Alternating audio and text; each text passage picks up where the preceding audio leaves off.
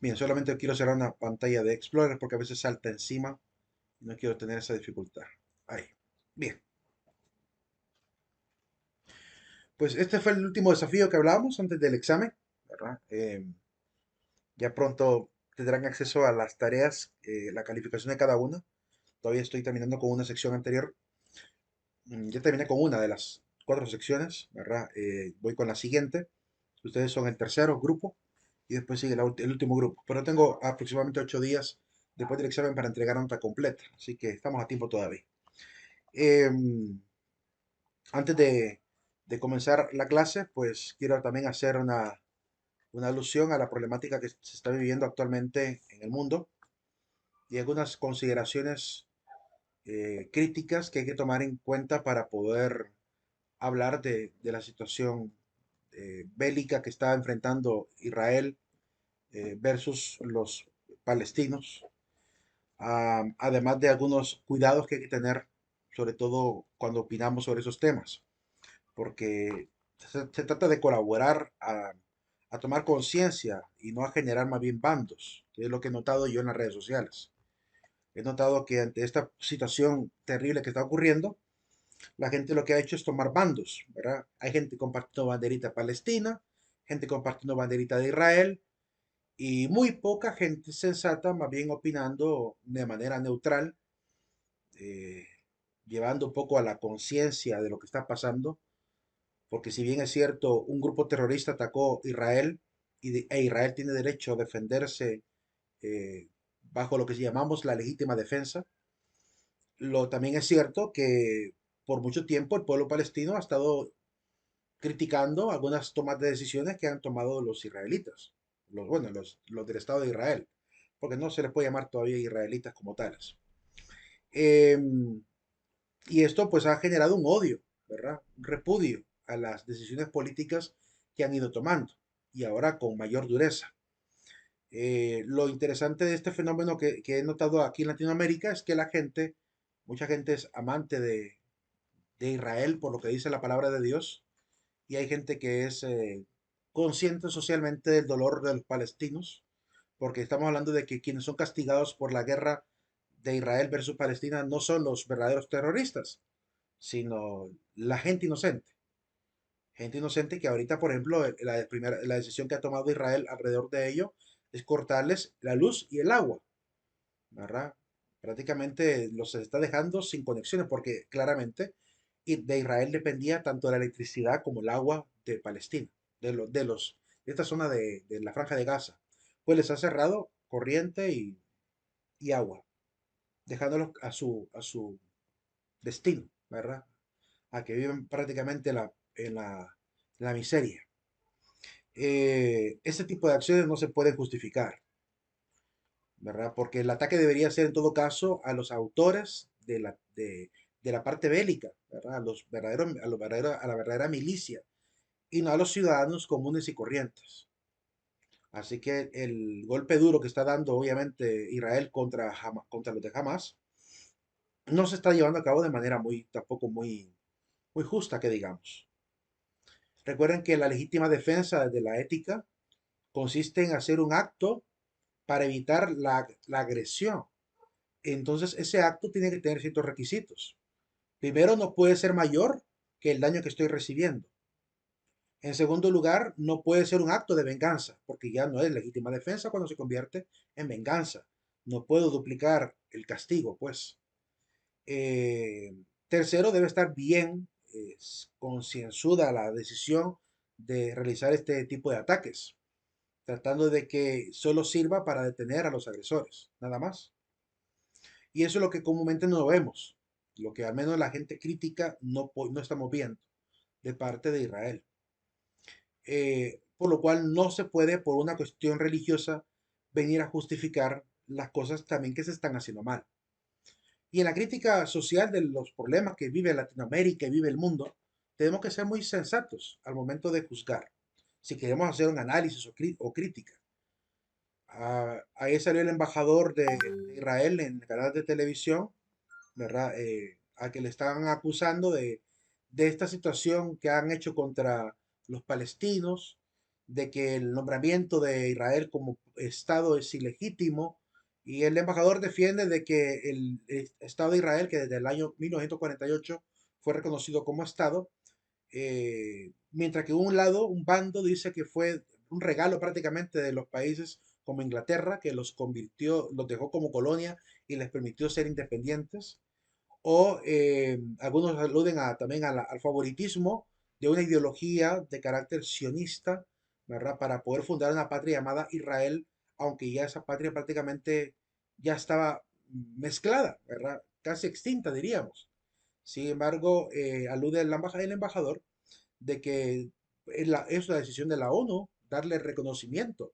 No ha sido el capricho del israelita o del Estado de Israel de tomar por sí mismo el territorio como suyo, sino que también ha habido una conciencia internacional para permitirle tener esa autonomía. Como digo, es importante escuchar a todas las partes dentro de un problema social, de un conflicto cualquiera que sea, tanto internacional como local, pero también hacer un análisis histórico adecuado, ¿verdad? De lo que ha pasado. Lo que dicen los detractores del Estado de Israel, y que también hay que escuchar lo que digan, ¿verdad? Es que Israel ya no es el antiguo Israel, ¿verdad? Ha habido una mezcla tremenda. Recuerden la invasión de los árabes. Esa tierra fue invadida por los árabes, que se tomaron todo Israel, toda Jerusalén conquistada en la época de las cruzadas. Así que ahí hay una mezcla total.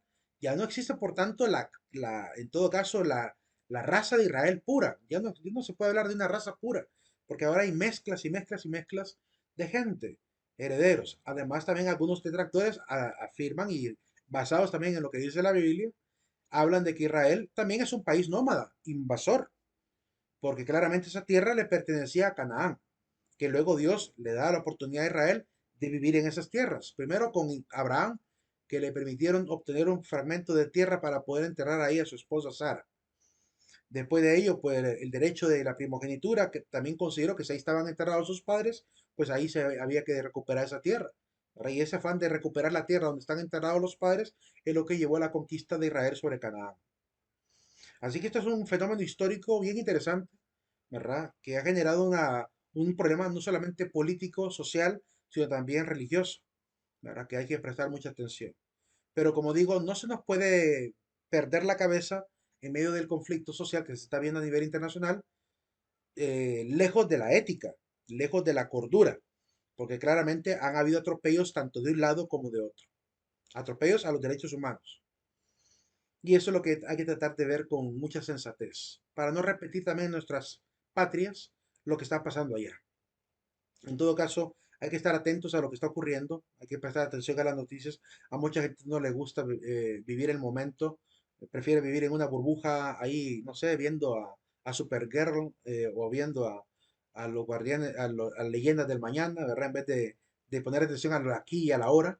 Y está bien divertirse, pero también hay que prestar atención a estos eventos porque no es un evento desconectado del mundo, no es un evento desconectado del resto de países, ya que hay dos grandes monstruos que están detrás también de estos países. Del lado de Palestina, Rusia, y del lado de Israel, Estados Unidos. Y eso ya no hay que ponerlo obviamente sobre una mesa más grande, una mesa que puede llevarnos a una situación muy difícil a nivel internacional. Porque en el momento que Estados Unidos preste armamento a Israel, que ha declarado Joe Biden que hay total ¿cómo se puede decir?, apoyo de parte de Estados Unidos, pues también por el lado de los palestinos también hay un total apoyo de parte de Rusia, con armamento, estrategia. Y eso poco a poco puede conectar a estos dos países según países enemigos también, que de por sí ya son enemigos, pero o al menos tienen tensiones políticas y que puede llevarnos a una guerra mundial fácilmente, ¿verdad? Si recuerdan que la Primera Guerra Mundial comenzó por ¿cómo se llama? El asesinato del archiduque, ¿verdad? Y la Segunda Guerra Mundial por un partido político que subió al poder, no digamos por el enfrentamiento de dos grandes pueblos, ¿verdad? O sea, esa causa podría ser una verdadera causa para una tercera guerra mundial, Dios no lo permita, pero hay que estar atentos a lo que está pasando porque eso nos puede llevar a una situación que puede dañar la economía internacional, que nos puede afectar económicamente a todos los pueblos de la Tierra fácilmente. Que es un tema al cual hay que prestarle mucha atención. Bueno, esta tranquilidad, por así decirlo, que hay que tener es importante, porque fácilmente perdemos los estribos. Y el desafío número 4 que estamos por ver habla de esto. Habla de la falta a veces de hacer el trabajo académico, laborioso, sensato en el análisis investigativo, sino que caemos a veces en este tipo de ataques, ¿verdad? Viscerales, como se ha visto aquí en Honduras, entre personajes que se supone van a ir a prestar opinión pública ante problemas nacionales y en vez de dar una opinión pública sensata, terminan apasionados, ¿verdad? Incluso encegados por su temperamento y carácter y terminan ofendiéndose mutuamente, como pasó en el enfrentamiento entre este sociólogo Ricardo Salgado y Marvin Ponce, ¿verdad? Marvin Ponce en este momento, cuando aparece esta noticia ahí en el programa de Raúl Valladares, era supuestamente asesor de Juan Orlando Hernández. Y estaban debatiendo obviamente sobre temas políticos de este país. Pero llega un momento en que el Marvin Ponce le dice, el país está funcionando, le guste o no le guste. Y entonces Ricardo Salgado le dice, salís a la defensa porque te pagan, que te pagan. Y Marvin Ponce le responde con un primer ataque a Dominen, diciéndole vos sos una vaca intelectual y le empieza a maltratar con palabras altisonantes y grotescas. Eh, este es el tipo de supuestos críticos que llegan a nuestros canales de televisión, ¿verdad? Que se comportan a veces como niños, fácilmente pierden los estribos. Y recuerdan también el otro momento donde Marvin Ponce también es presentado junto con el doctor Nelson Ávila y sacó a Nelson Ávila, a un doctor que es muy eh, respetable en este país, ¿verdad? Un hombre muy equilibrado, y a pesar de ser muy equilibrado, lo sacó de su quicio, lo sacó de su tranquilidad, le tiró el vaso de agua en el pecho y entonces al ver esta actitud, diríamos, muy troglodita de parte de Marvin Ponce, el doctor Nelson Ávila empezó a alzar la voz, a gritar prácticamente en el programa para que se le pusiera atención a la palabra por encima de esa actitud insultante de Marvin Ponce. Eh, Cuando no hay necesidad de gritar, pero lo sacó de su quicio. No lo insultó, no le dijo unas palabras grotescas, pero sí al menos le alzó la voz, porque la gente, a veces el afán por hacer caer en la verdad a la gente nos llena de cierta vehemencia. Y esa vehemencia es la que pudimos notar en el doctor Nelson Ávila, que aún con mucha prudencia, ¿verdad? Vehementemente le decía a gritos lo que era la verdad en ese momento. Em, pero esa es la situación que tenemos en este país. Es difícil poder hacer un trabajo social, crítico, ¿verdad? De las circunstancias de nuestro país, cuando los eruditos de nuestro país a veces pierden los estribos porque no llevan a gente de altura. Si todos fueran de altura, pues el debate sería excelente. Pero a veces llevan a gente que no está preparada para hacer este tipo de debates y que fácilmente sacan el cobre, ¿verdad? Y se les nota obviamente la falta de cultura para poder hablar de esos temas. En el mismo chat que les digo, ahorita ya estoy en dos chats diferentes, uno que se llama Cosmopolítica y el otro se llama Política en Honduras. El primero es de personajes, como les decía, de este país, gente que está ligada al Congreso Nacional, gente que está ligada a los medios de comunicación, de periodistas, gente ligada a partidos políticos, que están metidos ahí, ¿verdad? Debatiendo sobre las circunstancias de este país. Es un foro privado, ¿verdad? No cualquiera puede entrar ahí. Yo tuve acceso por medio del abogado Everton Herrera, que me invitó a este foro de chat.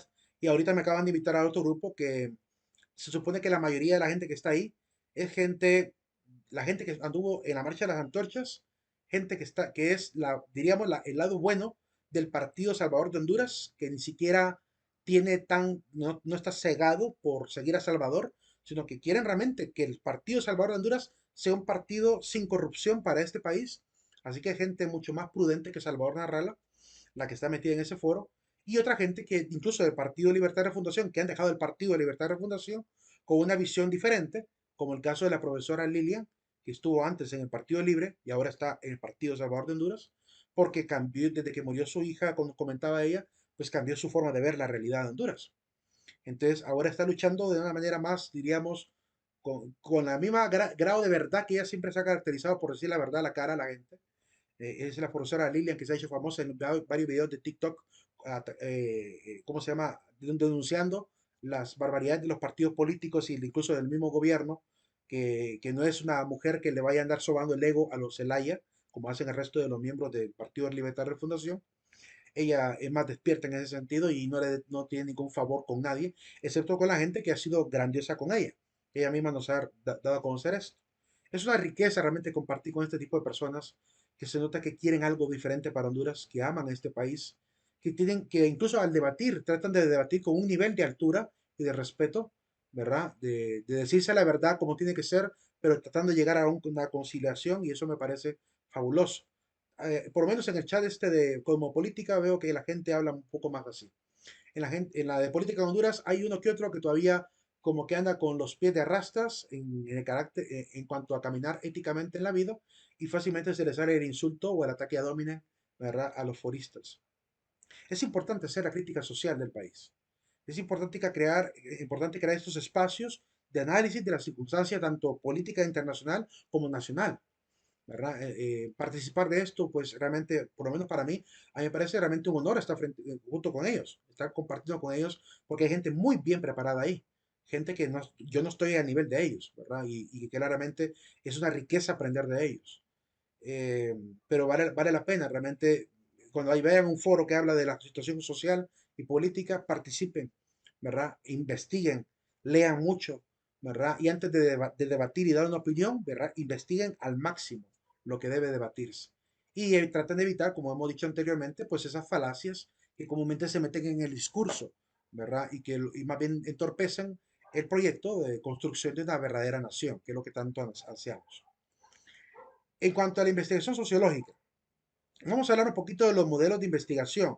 Ustedes saben, o si de repente lo sabrán cuando llevan la clase de metodología de investigación, que hay dos grandes enfoques para poder investigar.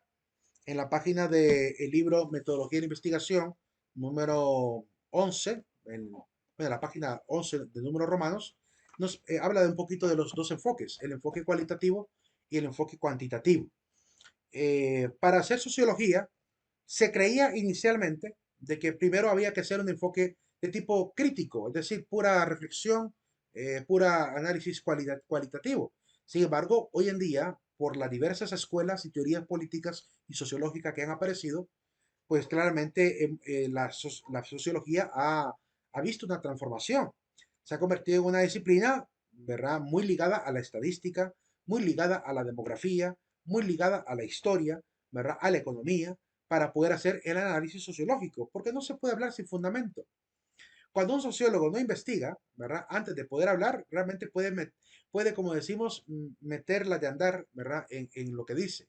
Es importante tener fundamento en lo que uno va a establecer. Y ese fundamento lo da obviamente el método científico, que sea de manera cualitativa o cuantitativa, ambos sistemas o ambas percepciones de la realidad nos pueden ayudar a obtener esas formas de conocimiento apropiados, para que de alguna manera el papel que de sociólogos o de personas críticas de la sociedad sea un papel sociológico importante, que realmente pueda servir, ¿verdad? Y pueda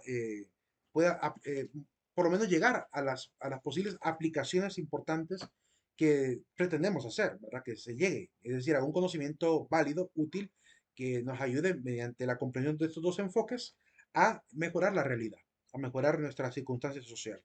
Vamos a hablar un poquito de estos modelos, ¿verdad? Y ver realmente lo que también ha pasado aquí en Honduras con respecto al desarrollo de las ciencias sociales. Quiero, si queda tiempo, pues empezar a leer con ustedes las diferentes etapas de desarrollo social, ¿verdad? Tal cual son presentadas en la unidad. Es la lectura número 4 del libro de sociología de Julio Gómez, ¿verdad? De este libro de Julio Gómez que se llama Introducción a los temas de sociología. Se llama el libro de él. Pues hay un artículo que se llama Lectura 4, Desarrollo de las Ciencias Sociales en Honduras, de Guillermo Molina Chocano. Es un fragmento, apenas un extracto, que quiero darle lectura acá para que veamos cómo ha sido históricamente el interés del estudio de la sociedad en Honduras, ¿verdad? Esto está basado en el libro de Breve Balance de las Ciencias Sociales de Honduras del año 83 y también aparece un poco en el texto de sociología de José María Ferrer, ¿verdad? Que hay varias lecturas que voy a ir dándole aquí en la clase de este libro, ¿verdad? La primera lectura era sobre el método científico, pero ya lo tratamos lo suficientemente bien, así que esa lectura la hemos saltado. La segunda lectura era un caso sobre la vacuna contra la viruela, ¿verdad? Que si les consigo en digital esto, se lo voy a compartir. El tercero es de los padres fundadores, que todavía no hemos visto, por eso no lo voy a leer todavía. Lo vamos a leer más adelante. Es el de los padres, que de hecho lo que narra en esa parte ya lo vamos a ver, o sea que ni siquiera creo va a haber necesidad de leerlo, porque prácticamente lo vamos a ver como parte del contenido.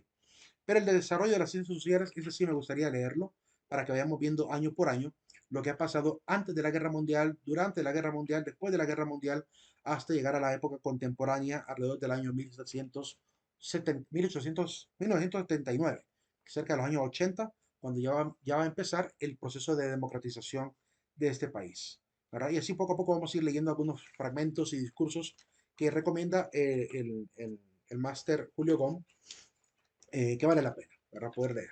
Así que lo tengo aquí preparado por si queda el tiempo para comenzarlo, lo vamos a ir viendo.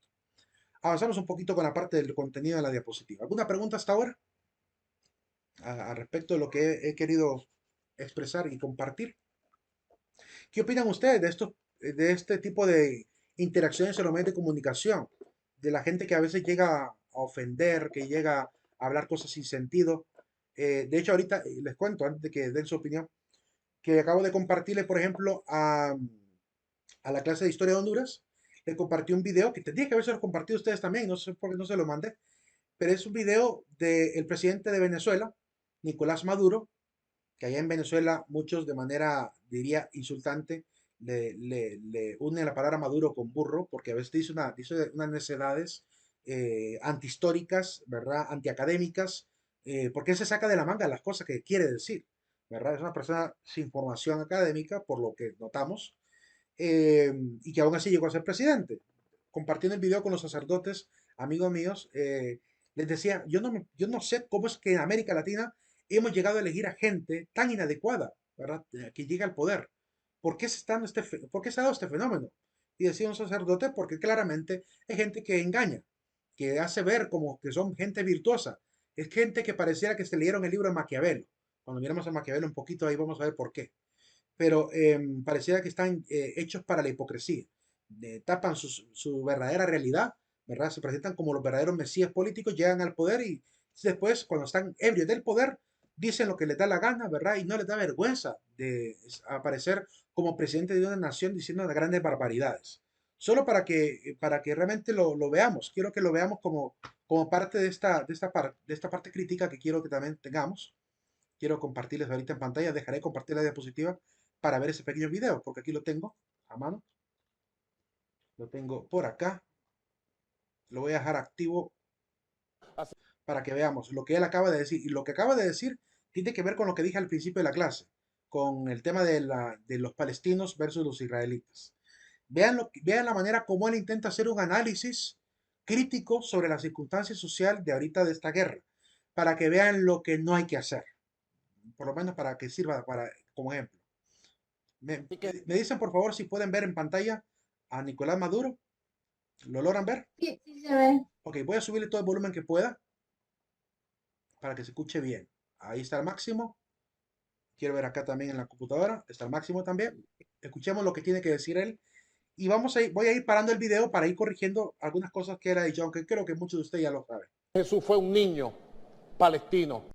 Dice que Jesús es un niño palestino. El error histórico que se ha cometido es que la tierra del Israel por mucho tiempo en los mapas se le llamó Palestina. Sin embargo, hay que decir que Jesús no era palestino, porque la palabra Palestina etimológicamente se refiere a los habitantes de la costa de Israel, que es la zona de los Filistín o Palestín, que son los antiguos filisteos, una nación que desapareció en la historia, que se supone no ha quedado ni un tan solo heredero, ¿verdad? O descendiente de los filisteos. Recuerden la historia de Sansón, que él acabó con todos los filisteos que estaban ahí. Así que después de esto no se volvió a hablar del pueblo filisteo en toda la palabra de Dios. Sin embargo, dice que Jesús es prácticamente filisteo. Un joven palestino. Y cuando fue crucificado, Cuando fue crucificado, dice él, ni siquiera sabe pronunciar la palabra crucifixión, aunque después la corrige. crucificado, Él la corrigió. condenado injustamente por el imperio español, Dice que Jesús fue condenado por el imperio español. Miren qué tremenda barbaridad. O sea, no saben ni siquiera ubicarse en tiempo y espacio, ¿verdad? Respecto al evento histórico de la muerte de Jesús. A Jesús, quien lo va a matar, va a ser el imperio romano. Va a ser por orden de los escribas y fariseos, que específicamente el sumo sacerdote Caifás, que quiso conseguir con el procurador de Israel la muerte de Jesús a través de Pilato. Él murió como un hombre palestino E insisten que es palestino. y resucitó para la vida inmortal como un espíritu palestino. Dice que resucitó como espíritu palestino, porque estos socialistas que están trasnochados creen que todo aquel que muere en la tierra, su espíritu revolucionario queda en la mente de la gente para que sigan con la revolución. Y supongo que después de la muerte de Fidel pasó lo mismo, que creen que el Che Guevara sigue vivo, que Fidel sigue vivo, siempre y cuando quede la revolución de ellos en pie. ¿Verdad? Que esa es la manera como intenta hablar de Jesús. Jesús, según la palabra, a resucitar, no resucitó como espíritu, resucitó como cuerpo. Jesucristo fue el primer antiimperialista. Dice que Jesús es el primer antiimperialista. Entonces, que nos explique por qué es que cuando le preguntaron sobre el impuesto al César, Jesús dijo, den al César lo que es del César y a Dios lo que es de Dios. Si fuera un total antiimperialista, les habría dicho, no lo paguen. Pero él no dijo eso. Dijo, paguen el tributo. Entonces, vean cómo manipula incluso la parte religiosa para meter ese discurso político, ¿verdad? Y seguir engañando a la gente. Que se conozca de la historia moderna de los últimos Dice que repitamos esa parte. palestinos. Y cuando fue crucificado por el imperio español, él murió como un hombre palestino y resucitó para la vida inmortal como un espíritu palestino. Jesucristo fue el primer antiimperialista que se conozca de la historia moderna. Según él, Jesús es el primer antiimperialista de la historia moderna. Híjole, y la historia moderna que comenzó alrededor del año 1492 en adelante. Y está ubicando a Jesús en esa época, cuando Jesús murió 1400 años antes, ¿verdad? O sea, como digo, no tiene conciencia histórica. De los últimos 3 milenios, por lo menos. Dice que Jesús es de los últimos 3 milenios, cuando solo han pasado 2. El más importante antiimperialista de la historia moderna. Dice que es el más importante imperialista, insiste que sea de la historia moderna. O sea, que todos los pueblos antiimperialistas que existieron en la época del imperio romano, el imperio griego, el imperio persa, el imperio sumerio, acadio, esa gente que estaba en contra de la invasión de los imperios, estos no eran imperialistas entonces. O sea, Jesús es el primerito, porque los demás no se quejaron nunca de los imperios anteriores. Nuestro Señor Jesucristo. Y luego se rebeló contra la dominación. Yo soy cristiano. Es falso, él no es cristiano. Él es un seguidor del famoso Sai Baba. Sai Baba es una especie de gurú hindú, ¿verdad? Con un séquito de seguidores y consta una fotografía de Maduro joven, ¿verdad? Siendo discípulo de Sai Baba. Cristiano practicante. Cristiano de oración. Si fuera practicante, sabría muy bien la historia de Jesús. Sin embargo, ha dicho una cantidad de necedades. Y de acción. Cristiano de Cristo, directo, de Cristo. Cristiano de Cristo, qué bueno que la aclara, porque si no habríamos pensado que es de Cristiano Ronaldo, ¿verdad? Porque no hay otro tipo de cristiano. Pero él aclara que es cristiano de Cristo, para que no lo vayan a confundir con ningún otro cristiano. ¿Verdad? Y cree que es de cristiano directo, dice él. ¿Dónde nació Jesucristo, nuestro Señor Jesucristo? En Belén, Palestina. Dice que nació en Belén, Palestina. Belén es de Judea, ¿verdad? Claramente. Entonces, vean que todo lo que ha dicho, esta cantidad de barbaridades, ¿verdad? Antihistóricas, él solo ocupa algo como político. Él solo ocupa la persona de Jesús como símbolo de revolución para seguir con su revolución. Porque es lo único que busca, ¿verdad? Personajes que sirvan como logotipo para sus ideologías, ¿verdad? Trasnochadas de revoluciones infructuosas, que no están llevando a nada, más bien al hambre del pueblo. Pero bueno, eso es parte de lo que hemos visto en Venezuela. ¿Y en Honduras habremos visto algo parecido? Pues sí, pues si a cada rato los políticos cuando hablan y sueltan datos históricos salen por la 20, como lo último que dijo la señora presidenta, ¿verdad? De que los del BOC mataron a Morazán. Sea como sea, quieren ocupar el logotipo de la cara de Morazán, como lo ocuparon también para la bandera de Libre. Recuerden que la primera banderita del Frente de Revolución que salió el año 2009 era una bandera roja con el rostro de Morazán en color negro, ¿verdad? Después lo van a cambiar por la estrellita, pero inicialmente era la cara de Morazán. ¿Cuándo la van a cambiar? Pues supongo que la cambiaron en cierta manera porque se fueron dando cuenta de quién era Morazán. Porque claramente mucha gente, yo creo que yo fui uno también que en redes sociales comúnmente decía lo absurdo que era que un partido que se considera socialista, ¿verdad? Ponga a Morazán, que es un liberal, ¿verdad? Como símbolo de su supuesta revolución. Cuando Morazán, revolucionario, pues más que revolucionario no fue, fue más bien un liberal, ¿verdad? Un liberal y a la vez fue un poco conservador, porque era un terrateniente, era un hombre de cortes de madera, era un hombre de negocios, era un burgués, ¿verdad? Y ponen a un burgués prácticamente como símbolo de la revolución antiburgués.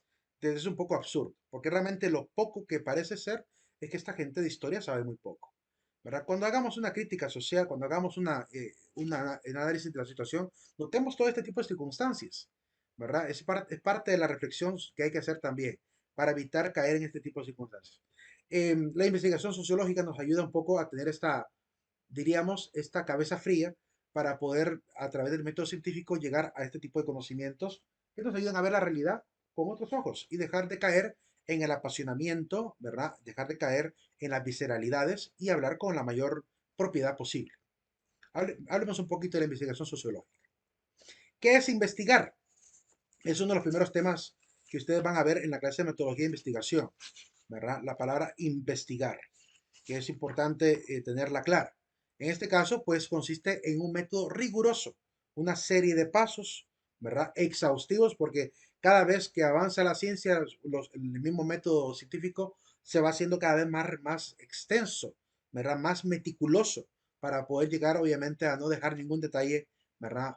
Sin revisión. Lo suficientemente preciso como para obtener conclusiones inapelables. La sociología, a pesar de, al igual que la filosofía y la psicología, a pesar de ser ciencias humanas, actualmente intenta, ¿verdad? A diferencia de quizá otras disciplinas, ser lo más sensata posible. Lo ha intentado por mucho tiempo. Sin embargo, quiero también hacer la crítica y advertencia que en estos últimos momentos hemos visto algunos sociólogos que ya están como que muy, como diría, ideologizados en alguna de las teorías políticas o económicas. Y eso les roba a ellos la propiedad y la objetividad para poder hablar del fenómeno social. ¿Por qué? Porque cuando encuentren datos que no coincidan con su doctrina, ¿verdad? Entonces van a empezar a ocultar esos datos y no van a dar la información completa. Y ese es el peligro cuando alguien cae, evidentemente, en este proceso de el análisis de los problemas, cuando mete sus propias ideologías. Yo creo que es importante, como decíamos al inicio, ¿verdad? Tener la objetividad clara. Pasos para la investigación sociológica. Pues los pasos son básicamente los mismos de método científico, pero un poquito más extensos, más, diríamos, desglosados, ¿verdad? Que ayuden obviamente a tener estos criterios lógicos, estos pasos adecuados para poder ir encontrando la información que queremos realmente formular.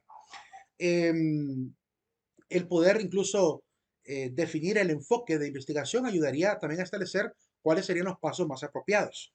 De hecho, como les decía, en la página 11 de este libro aparece desglosado, así muy a grosso modo, los diversos pasos que se siguen según cada tipo de enfoque. Por ejemplo, en el proceso de investigación cuantitativa, muestra el libro de texto de métodos de investigación 10 pasos. 10 pasos para poder realizar la investigación. Mientras que en el enfoque, perdón, en el cuantitativo son 10 pasos. Claramente es un más arduo el trabajo. Hay que hacer exámenes, pruebas, herramientas de investigación, hay que hacer análisis y gráficos, hay que hacer las conclusiones, ¿verdad? Y dejar también abiertas las cuestiones que se puedan resultar. Pero en el caso del cuantitativo, solo menciona 5 pasos, ¿verdad? Que es, más el proceso de investigación mixta, que también podría ser una mezcla de ambos tipos de enfoques. Veamos entonces un poquito acerca de estos pasos de investigación. Diseñar la investigación es importantísimo. Es determinar la metodología que vamos a seguir y que vamos a utilizar, qué técnicas utilizaremos para poder recopilar los datos. No siempre la encuesta va a ser una herramienta eficaz para obtener datos. A veces es mejor un grupo de enfoque, a veces será mejor un trabajo de panel, un trabajo de foro, un trabajo ¿cómo se llama? Un simple sondeo del área, del campo, ¿verdad? De la situación, a veces incluso solamente el estudio bibliográfico. Entonces, claramente la técnica va a depender del problema que estemos investigando.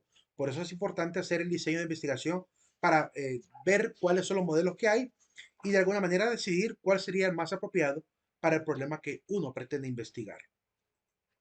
Lo primero que podemos notar es que hay muchos modelos. Aquí yo quiero presentar muy brevemente los pasos de cada modelo de investigación, por lo menos de cuatro métodos distintos.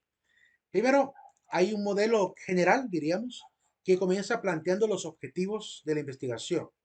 Eso es lo que comúnmente hacen las comunidades, sobre todo en lugares como las alcaldías, de repente estas asambleas comunitarias o patronatos que comúnmente se organizan. Lo primero que hacen es, ¿qué vamos a hacer? ¿Verdad? Se hacen la pregunta, ¿qué vamos a hacer? Entonces, para plantear una solución a un problema, comienzan elaborando objetivos. Ah, hay que solucionar este problema, este problema, este problema. Han observado un problema y por cada problema elaboran un objetivo. Luego de ello, pues definen el contexto ambiental, ¿verdad? ¿Con qué contamos? ¿Qué es lo que hay? ¿Verdad? ¿Es factible o no es factible hacer la investigación? Definir cuáles son los participantes externos e internos al problema, ¿verdad? Contamos con gente dentro del problema, con gente externa al problema, existen los recursos internos y externos, todo eso se va a analizar en esa parte de la definición del ambiente o el contexto. Existe obviamente también la libertad, diríamos, social, ¿verdad? El gobierno puede dar ayuda, hay organismos internacionales que puedan colaborar. Luego se elabora el objeto de estudio, ¿verdad? Este objeto de estudio intenta recabar cuál es la mejor forma de atacar el problema. En medio del proceso de dar solución a un problema, pues se va elaborando un objeto de estudio más general. Luego se define y delimita el problema, lo que llamamos en la metodología contemporánea, ¿verdad? El planteamiento del problema. Después de definir ese problema, normalmente nos va a arrojar una pregunta problema, que es la que va a dar la luz de por dónde debe ir la investigación. Luego se selecciona el método, ahí donde se habla de la herramienta, se habla de si va a ser encuestas, si va a ser cuestionario, si va a ser entrevista, si va a ser trabajo en equipo, si va a ser un proyecto ciudadano, si va a ser una actividad, no sé, de cualquier tipo que pueda incentivar a sanear el problema, una charla, una conferencia, un simposio, lo que pueda ayudar, obviamente, a recabar datos o a obtener experiencias o incluso a ir solucionando el problema. Se organizan las acciones a desarrollar a partir de lo obtenido en el método. Entonces se pueden hacer deducciones de qué implicaciones son las que siguen, ¿verdad? ¿Qué es lo que implicaría este conocimiento a futuro? ¿Hacia dónde nos debe llevar? Se describen los recursos necesarios. Eso a veces incluso es mejor dejarlo al inicio, ¿verdad? Esa definición de los recursos necesarios. Pero aquí ya prácticamente estaríamos hablando de los recursos para poder dar solución a partir de lo recabado. Si, por ejemplo, yo sé que hay un problema de embarazo prematuro, digamos, en una institución, pues debo plantear, obviamente, cómo puedo ayudar a promover, obviamente, una salud sexual en los jóvenes y cómo darles formación. Y esa formación requiere, obviamente, de recursos. Entonces, por eso a veces está en este punto y a veces, si solo se trata de investigar, se deja al principio para hablar de la factibilidad de la misma investigación.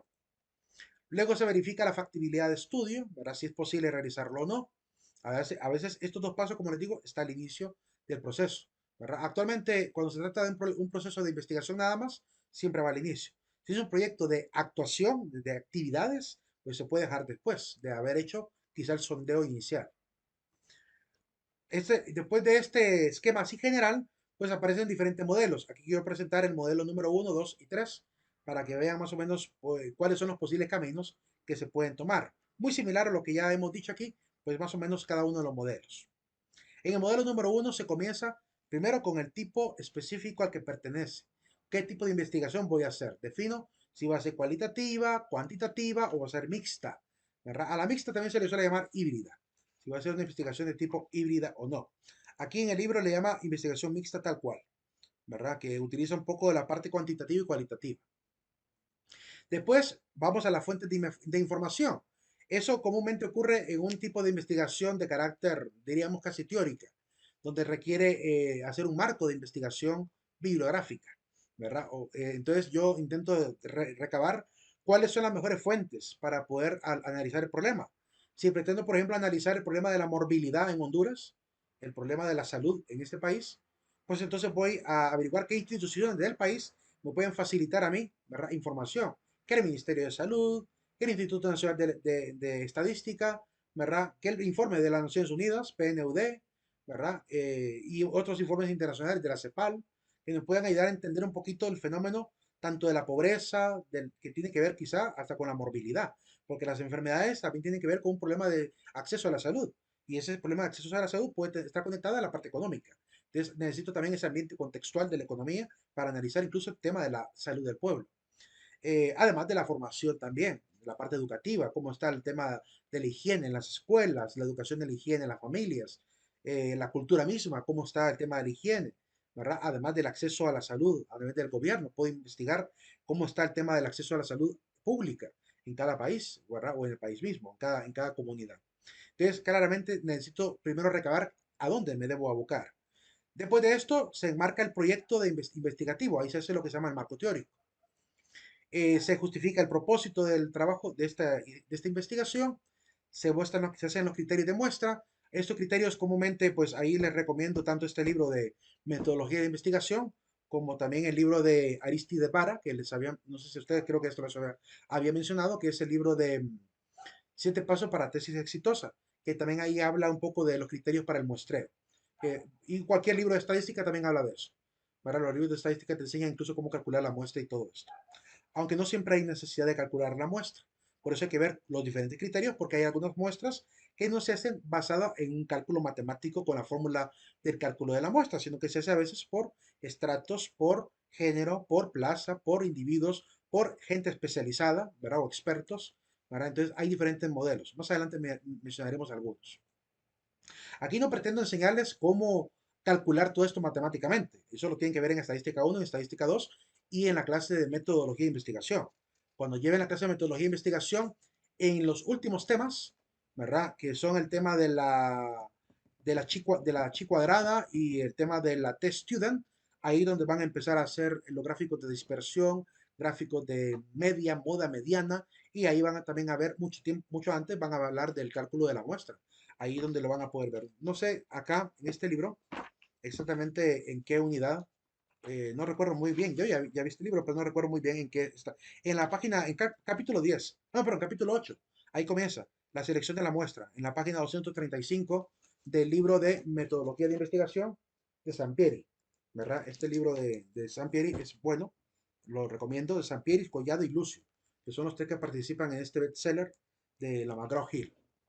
Así que en el capítulo 8 pueden encontrar información, primero, desde qué es una muestra, ¿verdad? Una explicación muy clara con ejemplos de la vida cotidiana y ya en los tipos de muestra en la página 240, cómo hacer el muestreo mediante los diferentes métodos, con métodos de número random en computadora, con el de la tómbola, con la selección sistemática, ¿verdad? Y también, obviamente, la fórmula que se da en estadística para hacer una muestra probabilística, ¿verdad? Todo eso lo van a poder ver ahí ustedes matemáticamente. Aquí solamente vamos a hacer un recordatorio o un esquema general para los que no han llevado la clase y platicarles porque existen este tipo de pruebas para que no nos vayamos a inventar cuántas encuestas hacer, ¿verdad? Claramente, como les dije al principio de la clase, el proyecto que vamos a hacer al final lo vamos a hacer en base a unas 100 encuestas por mucho, creo que son 50 encuestas creo que dejé al final, porque es un ejemplo inicial, ¿verdad? No estoy tratando de que sean tan rigurosos desde el principio,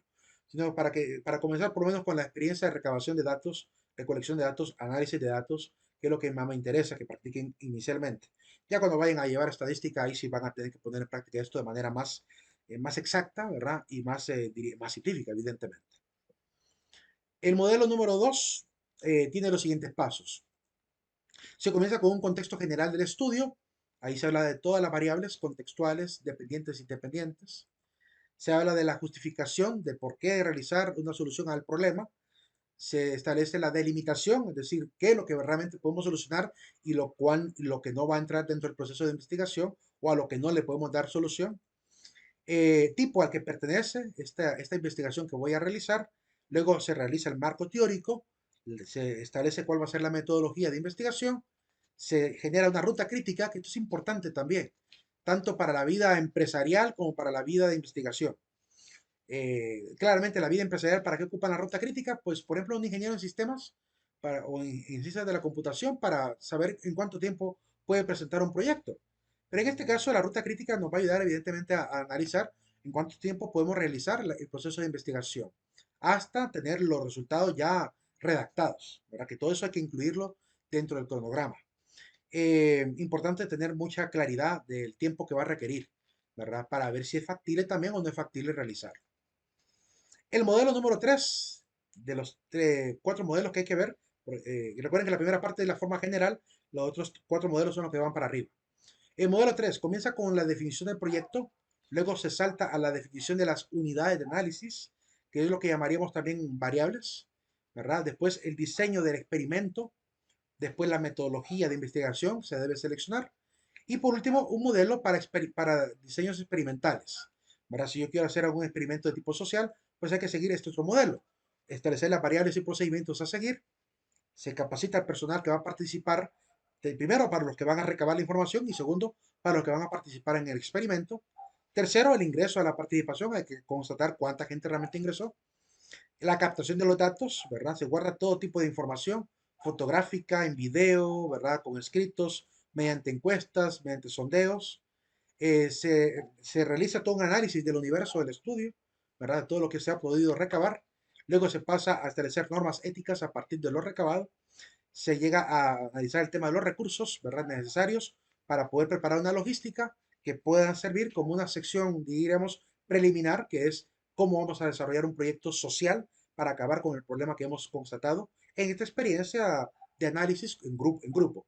Esto normalmente sirve para poder realizarlo con gente a través de grupos de enfoque, ¿verdad? Grupos de enfoque o de foco le llaman también, que es que llamamos a un montón de gente, digamos, a un salón y reúno 50 personas para que analicemos un problema, digamos, analicemos el problema del agua potable en Santa Rosa de Copán. Entonces ahí vamos a llamar a gente de la Fuerza Viva de Santa Rosa de Copán para ver lo que ellos han visto y hacemos todo un proceso de un solo día o varios días para recabar con ellos las posibles alternativas logísticas que serían necesarias para sanear ese problema, ¿verdad? Así que también eso es un modelo de investigación bastante adecuado para problemas sociales.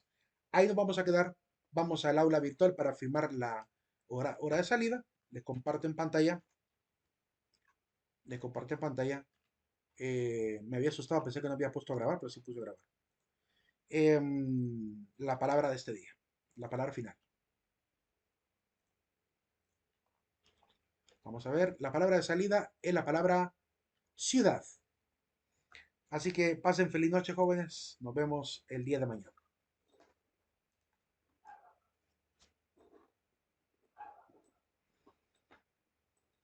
Buenas noches, Liz. Buenas noches a todos. Buenas noches.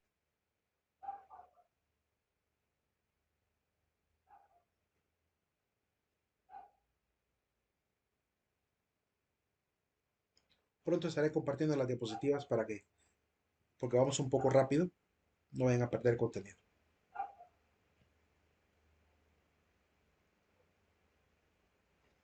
Y al final no queda tiempo para hacer la lectura.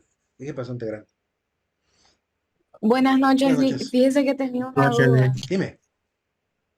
Es que ahorita me estaba percatando de que la asistencia de cotidiana me aparece la fecha de ayer y me aparece el signo de interrogación, pero sí las puse. Vamos a ver. Vamos a revisar acá. Es que es el día de que no tuvimos clases, creo, Lick. Yo creo que ese día fue.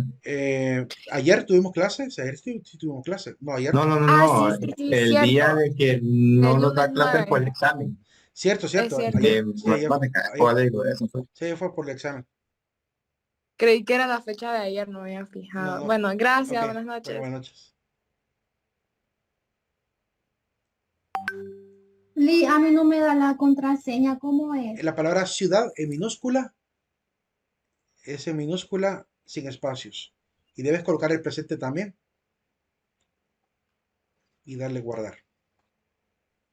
Clic, yo ingresé para poner la contraseña y no sé, sin querer, solo le puse la contraseña y no puse presente y después me tiró error. Bueno, vuelve a Y no sé reintentar, si quiero guardar. vuelve a Yo reintentarlo porque también. recarguen la página, vuelvan a entrar porque todavía no se ha Ok, cerrado.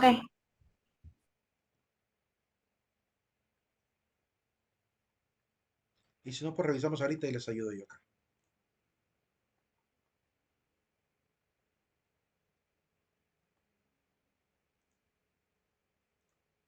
No, nada, Dame tu nombre entonces para ver. Acá. Kelly Godoy Chirinos. Kelly, vamos a ver, permíteme un segundo. Aquí.